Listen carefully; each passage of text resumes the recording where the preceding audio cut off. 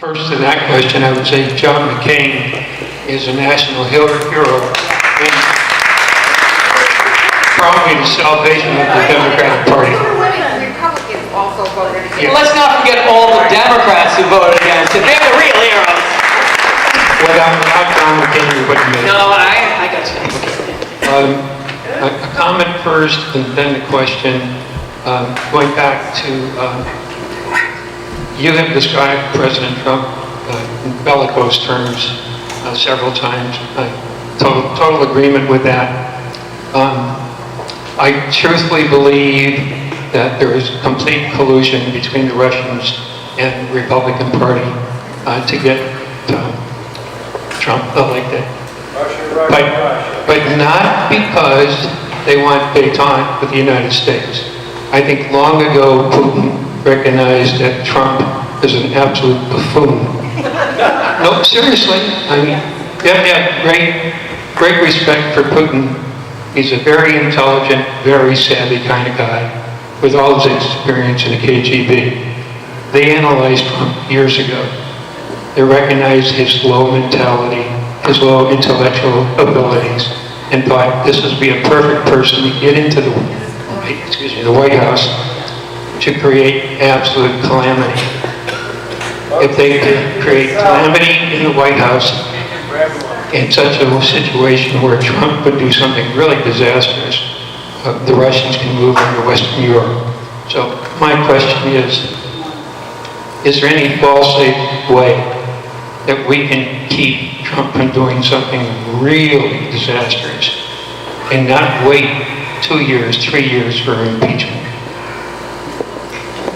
Well, I mean, I think, I would say, first of all, I think the description you gave about the savvy abilities of the former head of the KGB, Vladimir Putin, is real. I mean, when you think about, you may remember President Trump during the campaign said, he says nice things about me, I'm going to say nice things about him. And you have to imagine Vladimir Putin was sitting there thinking, it can't be this easy. This is a man who is a murderous dictator, who jails his opponents, who kills his opponents, who invades countries, and we have a president of the United States who has never said an unkind thing about him. Think about this. Vladimir Putin expelled 700 American diplomats. Federal employees who are in the Foreign Service who are representing our country in places all over the world, doing really difficult work. And what does the commander-in-chief say when they get kicked out of the country? Good, thank you, you saved me some money.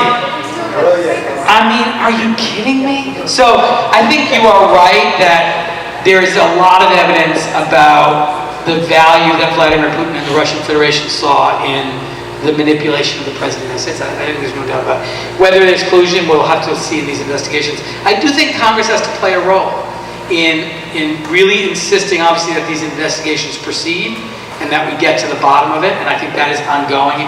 And in a bipartisan way, I think we're seeing cooperation in both committees. I think we have to have a lot of confidence in Robert Mueller.